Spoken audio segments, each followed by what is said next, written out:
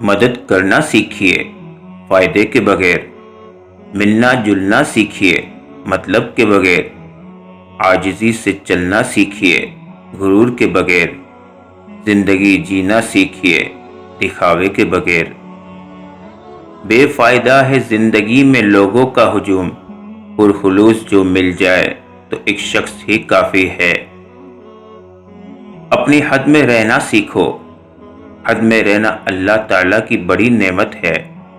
پانی حد سے بڑھ جائے تو طوفان بن جاتا ہے، انسان حد سے بڑھ جائے تو شیطان بن جاتا ہے۔ یا اللہ پاک مجھے ان لوگوں کے شر سے بچا جو بظاہر تو میرے ہمدرد ہیں لیکن پوشیدہ طور پر مجھے نقصان اور تکلیف پہنچانے کے درپے ہیں، آمین۔ اختلافات کے باوجود کسی سے احترام سے پیش آنا کمزوری نہیں بہترین تربیت اور خاندانی ہونے کی دلیل ہے۔ خداوند کریم تک پہنچنے کے بہت سے راستے ہیں لیکن میں نے خداوند کریم کا پسندیدہ ترین راستہ مخلوق سے محبت چنا۔ کسی کو ذلیل کرنے سے پہلے خود ذلیل ہونے کے لیے تیار رہیں، کیونکہ اللہ کا ترازو صرف انصاف تولتا ہے۔ زندگی کا ہر دن ہمیں موت کے قریب کر رہا ہے۔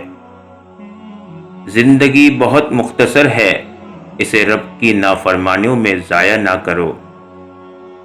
عقل مند وہ ہے جو صورت ہی کو نہیں سیرت کو بھی سنوارنے کی کوشش کرے۔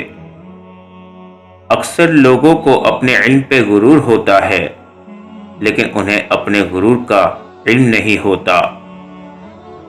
جس طرح لوگ مردے کو کندھا دینا افضل سمجھتے ہیں، اسی طرح زندہ کو سہارا دینا افضل سمجھے تو زندگی کتنی آسان ہو جائے۔ کسی فیصلے کے وقت اگر بات قرآن تک پہنچ ہی جائے تو فیصلہ قرآن کے اوپر ہاتھ رکھ کر نہیں بلکہ اس کے اندر سے پڑھ کر کریں۔ اللہ تعالیٰ کو زبان اور دل کا سخت ہونا پسند نہیں، اسی لیے اللہ نے ان دونوں کو بغیر ہڈی کے بنایا ہے۔ ایک بزرگ سے کسی نے پوچھا، انسان کا سکون کہاں چھپا ہے؟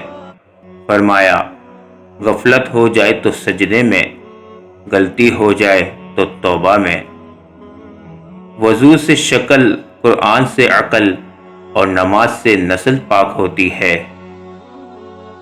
اخبار کی جھوٹی خبریں انسان خرید کر پڑھتا ہے اور قرآن کی سچی خبریں مفت میں بھی نہیں پڑھتا۔ اگر تم قرآن کو سلف صالحین کی طرح سمجھنے لگو گے، اس دن سے تمہارا نہ کوئی مسلک ہوگا نہ کوئی فرقہ۔